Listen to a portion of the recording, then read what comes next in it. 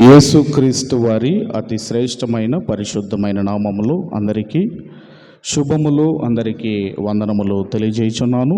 మంచిది. పోయిన వారము మనము ఏం నేర్చుకున్నామండి?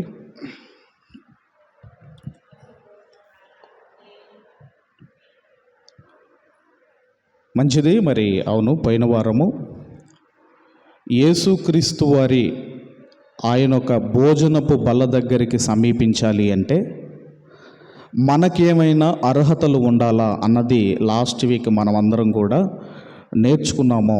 మంచిది. ఇక ఈరోజు మనమందరం కూడా ఒక అద్భుతమైన అంశాన్ని బైబిల్లో నుండి మనమందరము ఆలోచిద్దాము. ఈరోజు మనము నేర్చుకుంటున్న టాపిక్ నేమ్ ఏంటి అన్నప్పుడు, దేవుడిచ్చిన 4 రకములైన ఆశీర్వాదములు ఏవి అన్నది ఈరోజు చాలా జాగ్రత్తగా మీరందరూ కూడా మనసు పెట్టి వినవలసిందిగా నేను మనవి చేస్తున్నాను. మరలా చెబుతున్నాను, దేవుడిచ్చిన 4 రకములైన ఆశీర్వాదములు ఏవి అన్నది చాలా జాగ్రత్తగా మనమందరం కూడా విందాము.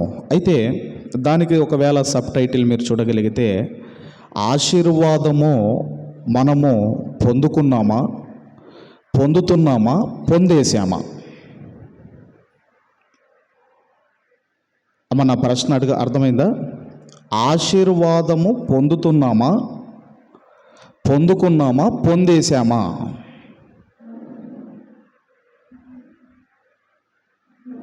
ఆశీర్వదించబడ్డామా, ఆశీర్వదించబడతామా, ఆశీర్వదించబడబోతున్నామా? అమ్మ, అర్థమైందా? మూడు ప్రశ్నల్లో ఆశీర్వాదము పొందుకున్నామా 1, పొందుతున్నామా 2, పొందేశామా? ఇదే ఈరోజు మనం అందరం కూడా ఆలోచన చేయబోతున్నాము. ఆశీర్వాదములు అనగానే ఇంగ్లీష్లో బ్లెస్సింగ్స్ అంటారు కదండి. ఒకప్పుడు నడిచేవాడినండి, నడుచుకుంటూ వెళ్ళేవాడిని. ఆ తర్వాత సైకిల్ కొనుక్కున్నానండి. ఆ తర్వాత ఒకప్పుడు సైకిల్ మీద వెళ్ళేవాడినండి, ఇప్పుడు బైక్ మీద వెళుతున్నానండి. ఒకప్పుడు నేను బైక్ మీద వెళ్ళేవాడినండి, ఇప్పుడు నేను కార్లు తిరుగుతున్నానండి. ఒకప్పుడు రెంటెడ్ హౌస్లో ఉండేవాడిని, ఇప్పుడు ఓన్ హౌస్ కట్టుకున్నానండి. ఒకప్పుడు పిల్లలు లేరు, పిల్లలు పుట్టారు, వివాహం కాలేదు, వివాహం అయింది, ఉద్యోగం లేదు, ఉద్యోగం వచ్చాయి. అంటే ఇవి మనుషులు లేదంటే విశ్వాసులు ఏమనుకుంటున్నారు అంటే, వీటిని ఆశీర్వాదాలు అనుకుంటున్నారు. ఆశీర్వాదాలు అంటే మనకు లేనిది రావటము అది ఆశీర్వాదం అనుకుంటున్నారు. అందుకే ఆశీర్వాదాలు కూడా 2 టైప్స్ ఉన్నాయి. బ్లెస్సింగ్స్ కూడా 2 రకాలు ఉంటాయి. ఒకటి శరీర సంబంధమైన ఆశీర్వాదములు, వీటినే మరొక మాటలో లోక సంబంధమైన ఆశీర్వాదములు. రెండవది ఆత్మీయ ఆశీర్వాదములు, పర సంబంధమైన ఆశీర్వాదములు. శరీర సంబంధమైన ఆశీర్వాదములను ఇంగ్లీష్లో అయితే మెటీరియలిస్టిక్ బ్లెస్సింగ్స్ అంటారు, లేదంటే ఫిజికల్ బ్లెస్సింగ్స్ అంటారు. రెండవదే స్పిరిచువల్ బ్లెస్సింగ్స్ అంటారు.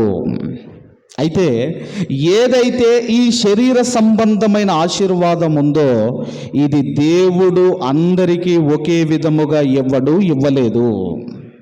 శరీర సంబంధమైన లోక సంబంధమైన ఆశీర్వాదాలు అందరికీ ఒకే విధముగా ఉండదు. కానీ ఆత్మ సంబంధమైన ఆశీర్వాదాలు మాత్రము అందరికీ ఒకే విధముగా దేవుడిచ్చాడు.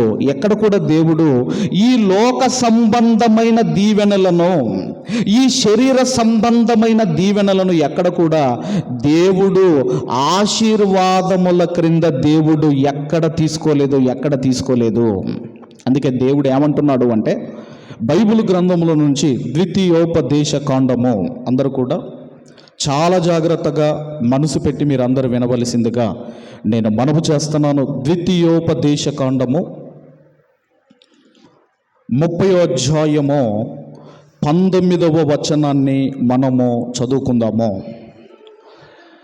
ద్వితీయోపదేశ కాండము 30వ అధ్యాయము 19th verse చదవమ్మా. నేడు జీవమును మరణమును ఆశీర్వాదమునో శాపమునో నేను నీ ఎదుట ఉంచి అంటున్నాడు. చాలండి. ఏమంటున్నాడు అంటే దేవుడు ఏం మాట్లాడుతున్నాడు అంటే, మీ ఎదుట నేనేం పెట్టాను అంటే జీవము మరణము, ఆశీర్వాదము శాపము మీ ఎదుట పెట్టాను. ఏది తీసుకుంటారో అది మీ చేతిలోనే ఉంది. మీరు జీవం వైపు వెళతారో మీ చేతిలోనే ఉంది. మీరు ఆశీర్వాదాలు పొందుకుంటారో అది మీ చేతిలోనే ఉంది. ఏది కావాలో కోరుకో, ఏది పొందుకుంటావో ఇదిగో నీ చేతిలోనే ఉంది అని దేవుడు అంటున్నాడు. ఒకవేళ ఈ శరీర సంబంధమైన ఏవైతే ఇల్లు లేదంటే ఈ బండ్లు ఏవైతే ఇవన్నీ ఉన్నాయో, ఇవి శరీర సంబంధమైన ఇవే ఆశీర్వాదాలను ఒకవేళ అనుకుంటే, ఒకవేళ ఇవే దీవెనలు, ఇవే ఆశీర్వాదాలు, ఇవే బ్లెస్సింగ్స్ అని ఒకవేళ మీరు అనుకుంటే, బైబిల్ గ్రంథంలో ఒక భక్తుడున్నాడు, ఆయనకు అన్నీ ఉన్నాయి. ఆయనకు ఇప్పుడు మనం అనుకుంటున్న ఈ మెటీరియలిస్టిక్ బ్లెస్సింగ్స్ ఏవైతే శరీర సంబంధమైన ఆశీర్వాదాలు ఉన్నాయో, ఆయనకు అన్నీ ఉన్నాయి. అన్నీ ఉన్న ఆయన ప్రార్థనలో ఏమని దేవుణ్ణి అడుగుతున్నాడో మనకు తెలియాలి. అందరూ కూడా ఆదికాండము 32వ అధ్యాయము, ఆదికాండము 32వ అధ్యాయము దయచేసి 13వ వచనము నుండి 16వ వచనము వరకు గల లేఖన భాగాలు చదువుకుందాము. చదవమ్మా.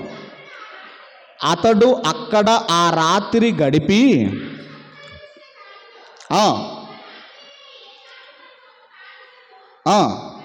అనగా ఒక్కసారి అది కౌంట్ చేసుకోండి. ఏమంటున్నాడండి అక్కడ, అతడు అక్కడ రాత్రి గడిపి తాను సంపాదించిన దానిలో తన అన్నయ్యైన ఏశావు కొరకు ఒక కానుకను అనగా 200 మేకలను, 20 మేకపోతులను, 200 గొర్రెలను, 20 పొట్టేళ్లను, 30 పాడి ఒంటెలను వాటి పిల్లలను, 40 ఆవులను, 10 ఆబోతులను, 20 ఆడుగాడిదలను, 10 గాడిద పిల్లలను తీసుకొని మందను వేరుగా తన దాసుల చేతికి అప్పగించి, మీరు మందకు నడుమ ఎడముంచి నాకంటే ముందుగా సాగిపోండని తన దాసులతో చెప్పెను. మరి యాకోబు గారికి ఆశీర్వాదం ఉందా లేదా? ఇప్పుడు ఇది అంతేంటండి, ఆయనకి ఎంతమంది భార్యలు? 2 భార్యలు, 2 మనకు తెలిసి 2 దాసులు. ఒకవేళ భార్యలు 4 అనుకుందాం, 4 భార్యలు. ఎంతమంది పిల్లలు ఎంతమంది అండి? యాకోబు గారికి పిల్లలు ఎంతమంది అమ్మా? పెద్దలు అమ్మ కరెక్ట్గా చెప్పాలా. యాకోబు గారికి పిల్లలు ఎంతమంది అమ్మా? అదే మొత్తం ఎంతమంది? 13 మంది. ఎంతమంది అండి? దీనను మర్చిపోతున్నారు మీరు. అమ్మా దీనను కూడా ఒక అబ్బాయిని కౌంట్ చేసుకుంటారు కదా, అమ్మాయిలను కూడా కౌంట్ చేసుకోవాలమ్మా. వీళ్ళు 12 మంది, ఈ యొక్క క్రికెట్ టీం తర్వాత ఒక ఎక్స్ట్రా ప్లేయర్ అనుకోండి. మొత్తం మీద 13 మంది, 4 భార్యలు, 13 మంది పిల్లలు. ఇక ఆస్తి చూడండి, కానుక పంపుతున్నాడు. మరి ఇవన్నీ ఆశీర్వాదమా కాదా? ఆ రోజుల్లో, ఆ పాత నిబంధనలో ఆ రోజుల్లో ఎన్ని పశువులుంటే అంత ఆస్తికర్తలు. ఎన్ని పశువులు ఉంటాయి. ఈరోజు అంటే భూములు లేదంటే బ్యాంకు బ్యాలెన్స్ అవి ఇవి, కానీ ఆ రోజుల్లో ఏవైతే ఎన్ని పశువులు ఉంటే అంత ధనవంతులు, అంత గొప్పవారు. మరి ఆ అన్నయ్యకు ఎంత కానుక పంపుతున్నాడో చూడండి. మరి ఇతను ఆశీర్వదించబడ్డాడా లేదా మీరు ఆలోచించండి. ఆశీర్వాదం. మరి ఆశీర్వాదం అయితే ప్రార్థనలో ఏమడుగుతున్నాడో మీరు చూడగలిగితే 26వ వచనం నుంచి మనము చదువుకుందాం. 26వ వచనం నుంచి చదవమ్మా.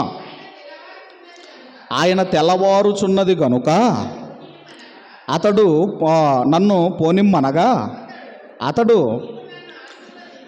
నీవు నన్ను ఆశీర్వదించితేనే గాని నిన్ను పోనివ్వన నేను.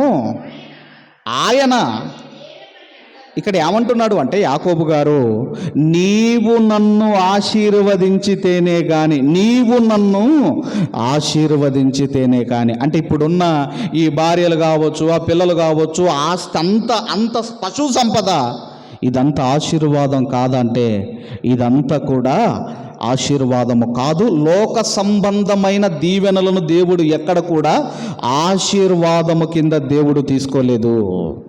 ఆయన అంటున్నాడు ప్రార్థనలో, నీవు నన్ను ఆశీర్వదిస్తేనే కానీ, నీవు నన్ను ఆశీర్వదిస్తేనే కానీ నేను నిన్ను పోనివ్వను. అంటే యాకోబు గారు ఒక నిజం చెబుతున్నాడు, ఈ లోక సంబంధమైనవి ఆశీర్వాదాల క్రింద దేవుడు తీసుకోడు. తర్వాత ఏమంటున్నాడండి 27వ వచనములో, ఆయన నీ పేరేమని అడగగా అతడు యాకోబు అని చెప్పాను. అప్పుడు ఆయన, నీవు దేవునితోనూ మనుషులతోనూ పోరాడి గెలిచితివి గనుక ఇక మీదట నీ పేరు ఇజ్రాయేలే గాని యాకోబు అనబడదని చెప్పాను. ఇక ఆ వచ్చిన దూత ఏమడుగుతుందంటే, నీ పేరు ఏంటి అని అడుగుతుంది. ఎందుకు అడిగింది చెప్పండి అమ్మ, ఎందుకు అడిగింది చెప్పండి? ఎందుకు అడిగిందంటే, తండ్రి అడిగాడు నీ పేరేంటని అడిగితే ఏమని చెప్పాడు? ఏశావు అని చెప్పాడు. కాబట్టి మళ్ళీ అడుగుతున్నాడు దేవదూత, నీ పేరేమి అని అడిగితే అప్పుడు అంటున్నాడు, నా పేరు యాకోబు. ఎప్పుడైతే ఆయన పేరు మారిందో, యాకోబు నుంచి ఇజ్రాయేలుగా ఎప్పుడైతే ఆయన పేరు మారిందో ఆయన జీవితం మారిపోయింది. దేవుడు యాకోబు పేరును ఇజ్రాయేలుగా మార్చి అతన్ని ఆశీర్వదించటం అంటే, ఇప్పటికీ ఈ భూమి మీద యూదులు ఇప్పటికీ ఉన్నారు. యూదులు ఉన్నారా లేదా? ఇప్పటికీ యూదులు ఉన్నారు. ఆ యెరూషలేము దేశము ఇప్పటికీ ఉంది. ఇవన్నీ మీరు ఆలోచన చేయగలిగితే యాకోబు గారికి దేవుడిచ్చిన ఆశీర్వాదము. అందుకే ఎప్పుడైతే ఆయన పేరును మార్చి ఇజ్రాయేలుగా మార్చాడో దేవుడు అతన్ని ఆశీర్వదించాడు. 29వ వచనములో ఆయన ఏమంటున్నాడో చూడగలిగితే,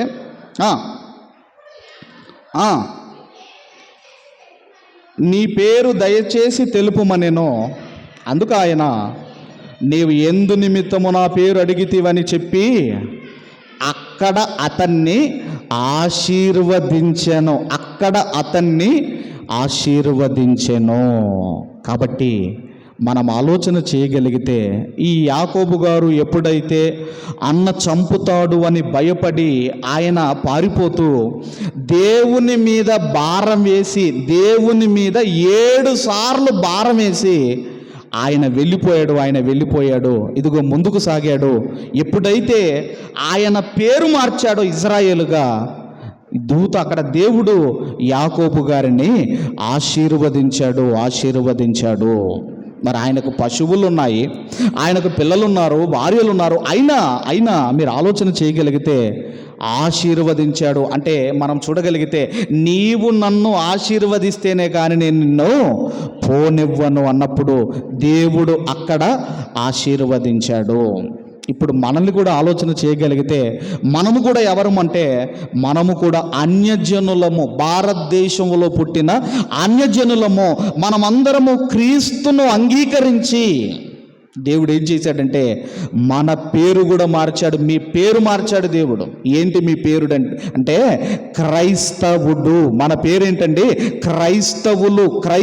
మన పేరు మార్చాడు. మనకు ఒక ట్యాగ్ పెట్టాడు, ఏంటంటే క్రైస్తవులు. అందుకే అపోస్తులుల కార్యములు, దయచేసి అపోస్తులుల కార్యములు 3వ అధ్యాయము 26వ వచనాన్ని మనమందరము కూడా చదువుకుందాము.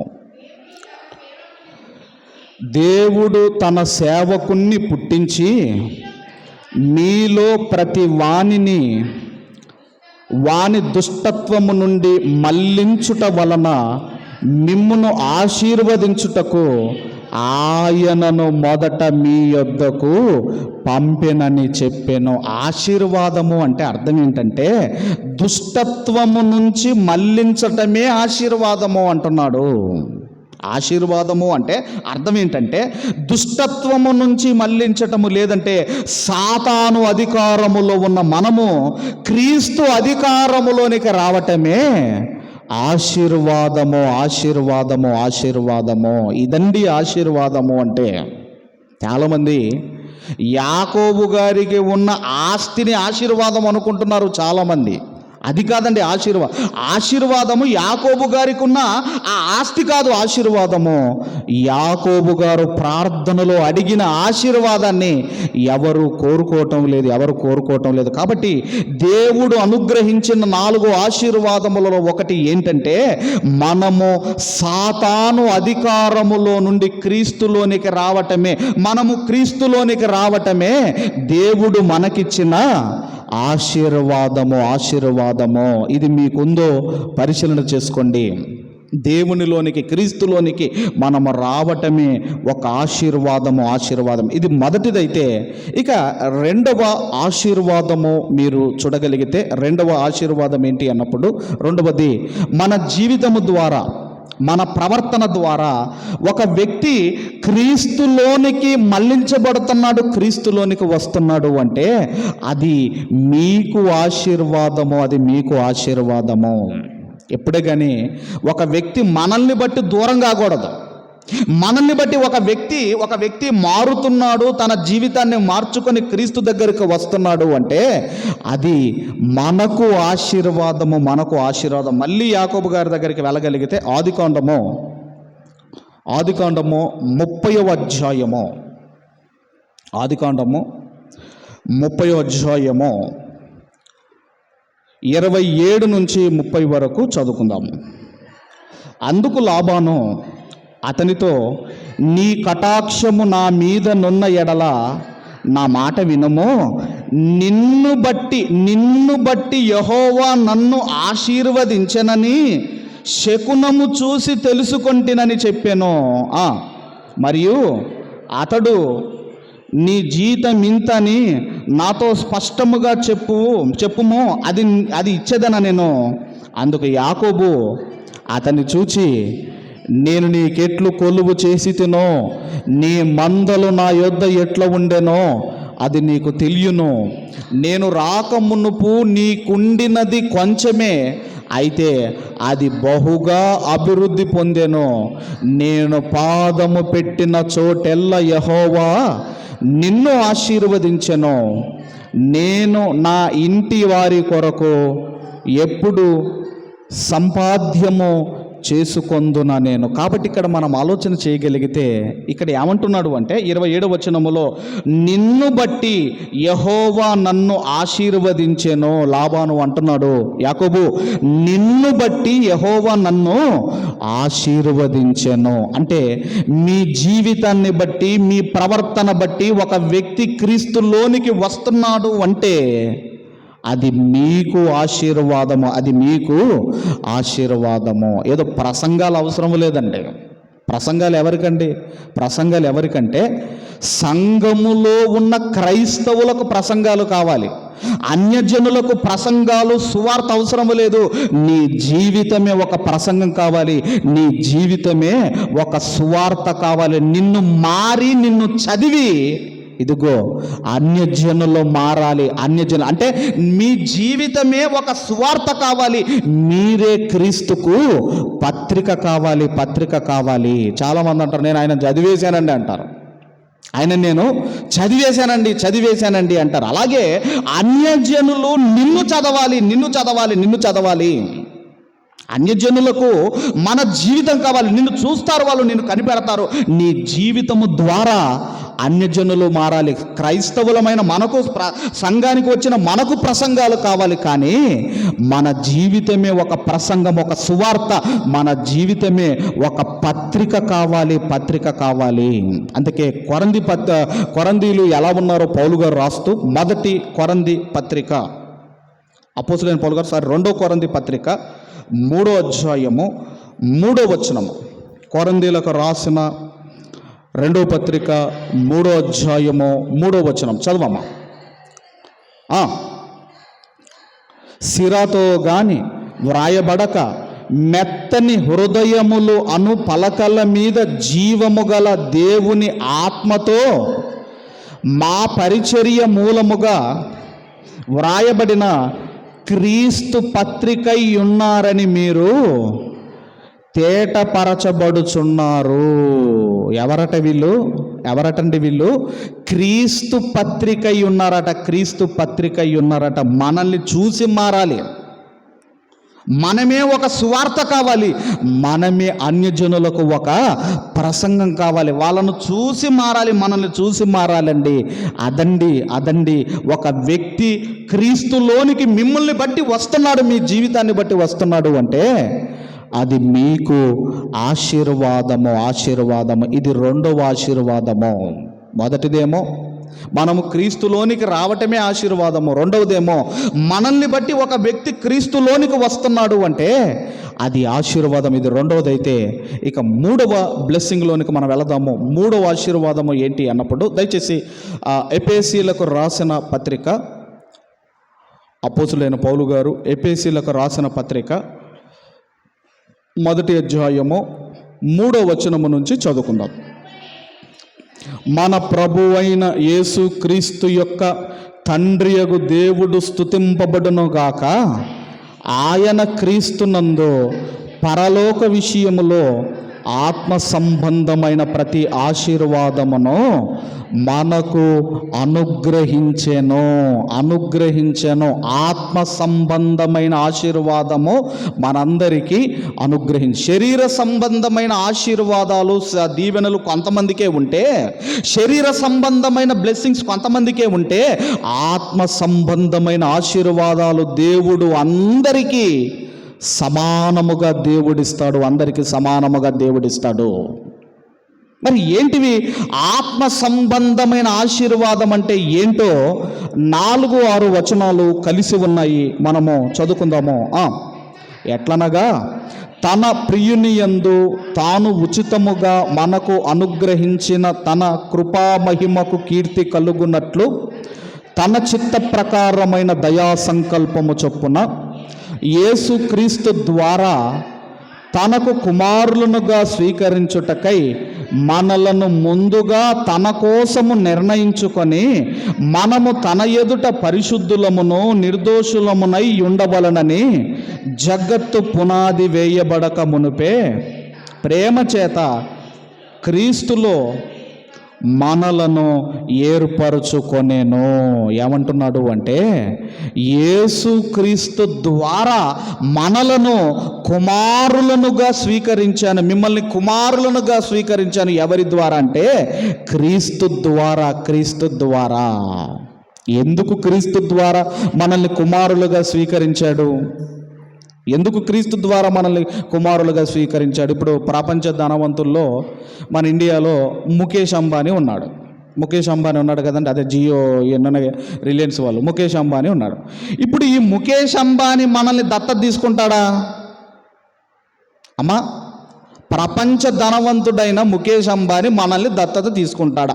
ఒకవేళ తీసుకున్నాడే అనుకుందాం.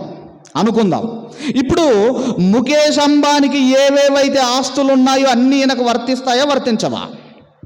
వర్తిస్తాయండి. ఒక వ్యక్తిని మీరు అడాప్ట్ చేసుకున్నప్పుడు, దత్తత తీసుకున్నప్పుడు అతనికి ఉన్నవన్నీ కూడా ఈ దత్తత తీసుకున్న వ్యక్తికి ఏ విధంగా అయితే వర్తిస్తాయో, ఇక్కడ కూడా దేవుడు అంటున్నాడు, నేను క్రీస్తు ద్వారా మిమ్ములను కుమారులనుగా నేను స్వీకరించాను. కుమారులనుగా మనం ఒకప్పుడు దేవుని పిల్లలమే. మనం పుట్టినప్పుడు దేవుని పిల్లలమేమో మనము, కానీ ఎప్పుడైతే మనము పాపం చేశామో సాతానును తండ్రిగా తెచ్చుకున్నాము. అందుకే మీరందరూ మీ తండ్రియగు అపవాది సంబంధులు. అపవాది అంటే ఈ పాపములు, ఈ తప్పిదములు ఇవన్నీ చేసి అపవాది పిల్లలుగా మారిపోయిన మనలను దేవుడు ఏం చేశాడు అంటే, ఇదిగోనండి యేసు క్రీస్తు వారి ద్వారా మనల్ని విడిపించి, అందుకే ఆయన అంటున్నాడు, క్రీస్తు ద్వారా మిమ్ములను నేను కుమారులనుగా నేను స్వీకరించాను. ఒక మాటలో చెప్పాలి అంటే దేవుడు మనలను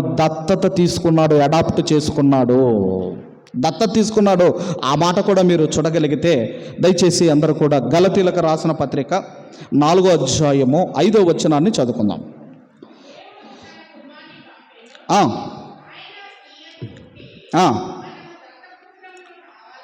మనము దత్తపుత్రులము కావాలనని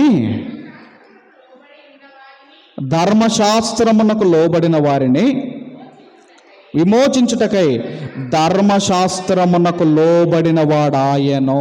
మనం ఎవరము అంటే, ఒకప్పుడు సాతానును తండ్రిగా ఉంచుకున్న మనలను దేవుడు ఏం చేశాడంటే క్రీస్తు ద్వారా మనల్ని పవిత్రపరచుకొని క్రీస్తు ద్వారా మనందరినీ ఆయన కుమారులనుగా స్వీకరించాడు. అందుకేనండి కుమారునికే అన్నింటి మీద అధికారం ఉంటుంది. కుమారునికే అన్నింటి మీద అధికారం ఉంటుంది గనక మనం ప్రార్థన చేసినప్పుడు పరలోకమందున్న మా తండ్రి అని మనం ప్రార్థన చేస్తున్నాము.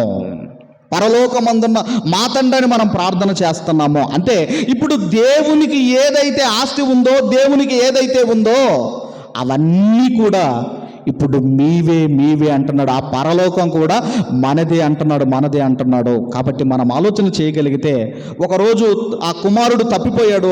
మనకు తెలుసు ఆ స్టోరీలో, కుమారుడు తప్పిపోయి తిరిగి వచ్చిన ఆ తండ్రి కుమారునిగానే చూశాడు.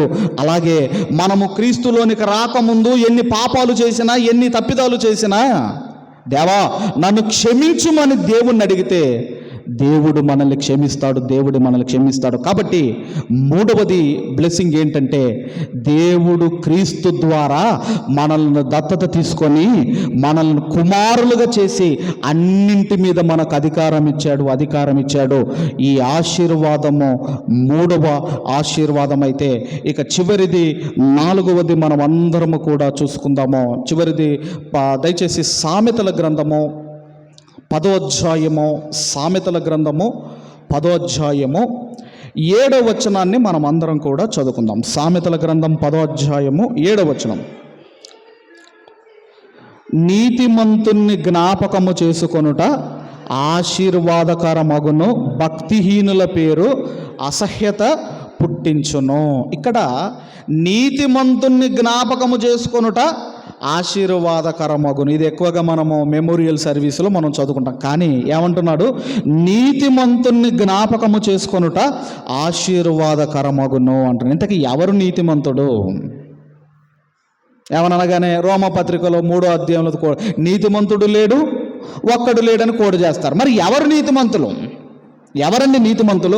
నీతిమంతుని జ్ఞాపకము చేసుకున్నట్టు ఆశీర్వాదకరము అంటే, నీతిమంతుడు ఎవరో మీరు చూడగలిగితే దయచేసి మత్తయి వార్త 27వ అధ్యాయం 19వ వచనము. మత్తయి వార్త 27వ అధ్యాయము 19వ వచనము చదవమ్మా. అతడు న్యాయపీఠం మీద కూర్చుండి ఉన్నప్పుడు అతని భార్య, నీవు ఆ నీతిమంతుని జోలికి పోవద్దు, ఎవరా నీతిమంతుడు?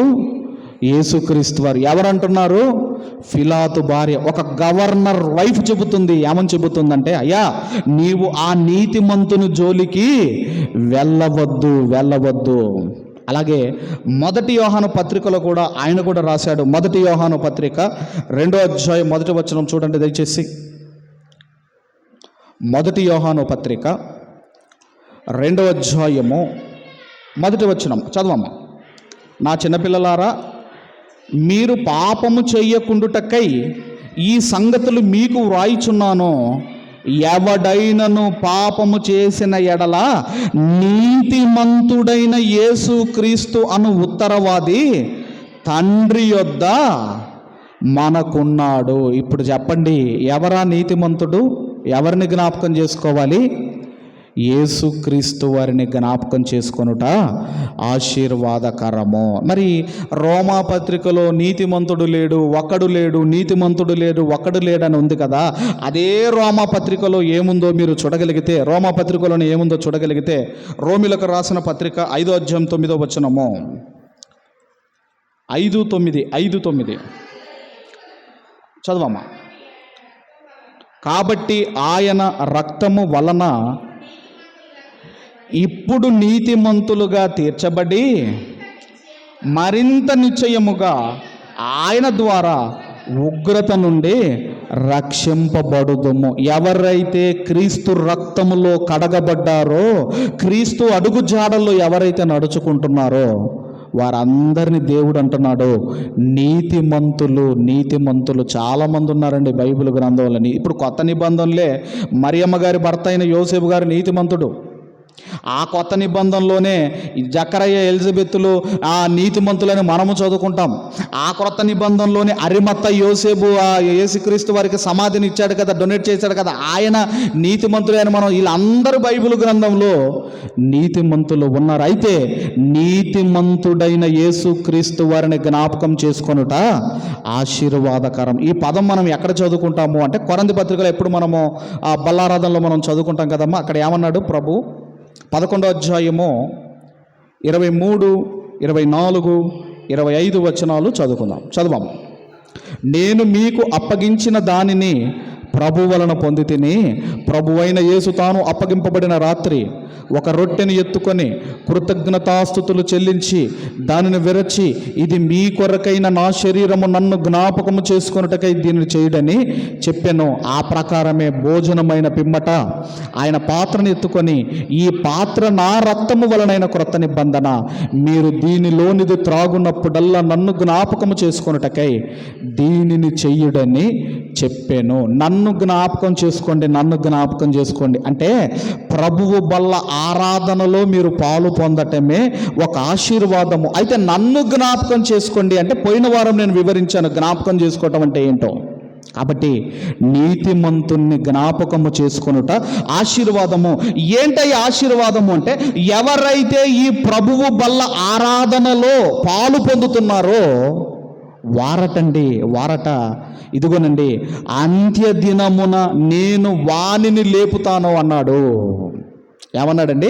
ప్రభువు బల్ల ఆరాధనలో ఎవరైతే పార్టిసిపేట్ అవుతున్నారో, ఎవరైతే దాన్ని పొందుతున్నారో, మీ లాస్ట్ డే ఉంటుంది కదా, మీ చివరి దినం ఉంటుంది కదా, ఆ రోజు నేను అతన్ని లేపుతాను అన్నాడు. ఎక్కడన్నాడు?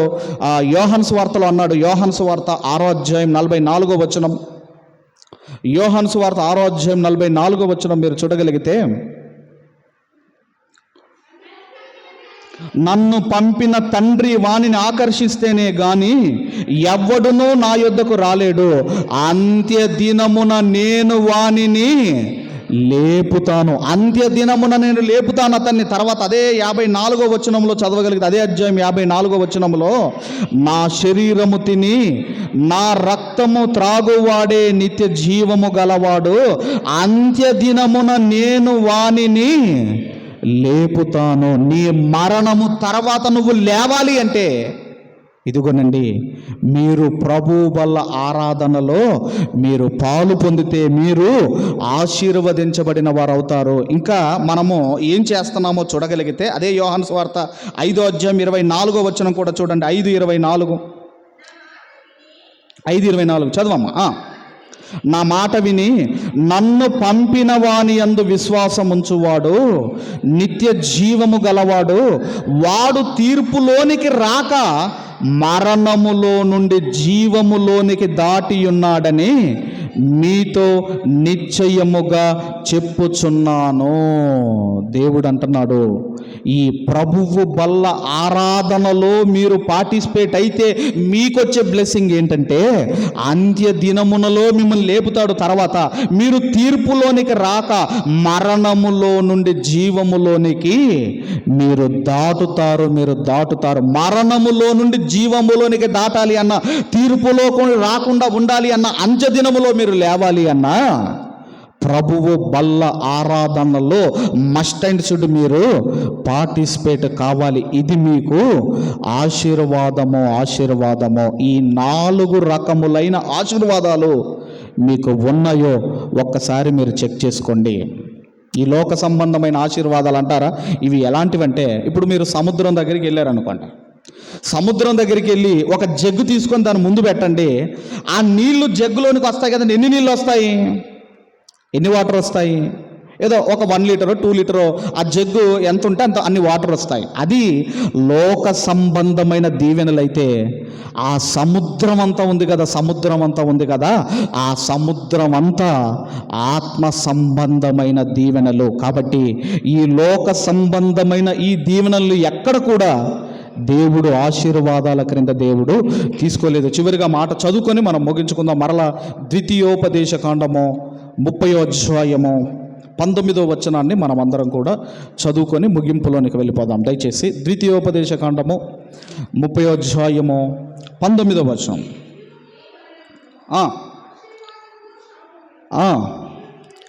నీ ఎదుట ఉంచి భూమి ఆకాశములను మీకు సాక్షులుగా పిలుచుచున్నాను. ఈ 4 మీ ఎదుట పెట్టి దేవుడు ఏం పెట్టాడు అంటే, ఒక సాక్ష్యం, విట్నెస్ పెట్టాడట. దేవుడు విట్నెస్ పెట్టాడు. ఏమి పొందుకుంటారో అది మీ చేతిలోనే ఉంది.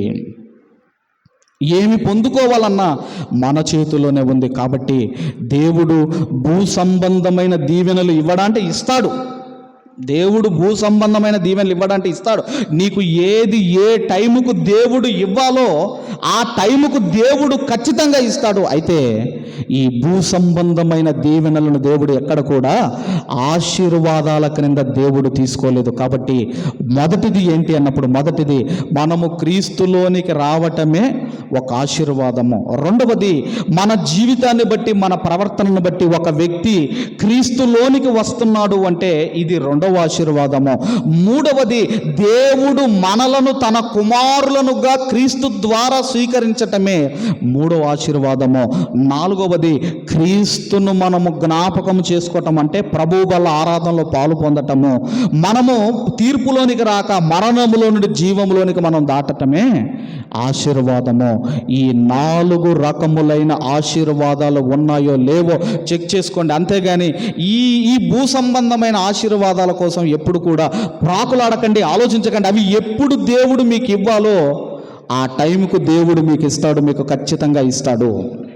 కానీ ఈరోజు మీరు చూడగలిగితే ఏ ప్రసంగం చెప్పండి, ఎవరి గురించి వాక్యం చెప్పండి, ఏ అబ్రహాము గారు కావచ్చు, ఒక దావీదు గారు కావచ్చు, ఒక యోబు గారు కావచ్చు, ఎవరి గురించి మీరు ప్రసంగం చేయండి, అందులో దీవెనలు తప్ప ఏమి లేవా అంటే చాలా ఉన్నాయి. కాబట్టి ఆల్రెడీ మనల్ని దేవుడు అంటున్నాడు, పరలోక సంబంధమైన ఆశీర్వాదములు ఆల్రెడీ మనకు అనుగ్రహించాను అంటున్నాడు. కాబట్టి ఈ 4 రకములైన ఆశీర్వాదాలు మీరు పొందుకొని ఆశీర్వదించబడిన జనాంగముగా ఉన్నారో లేదో మిమ్మల్ని మీరు పరిశీలన చేసుకోవాలని కోరుకుంటూ ఈ మాటలు ముగిస్తున్నాను. దేవుడు మనందరినీ దీవించి ఆశీర్వదించును గాక. ఆమేన్.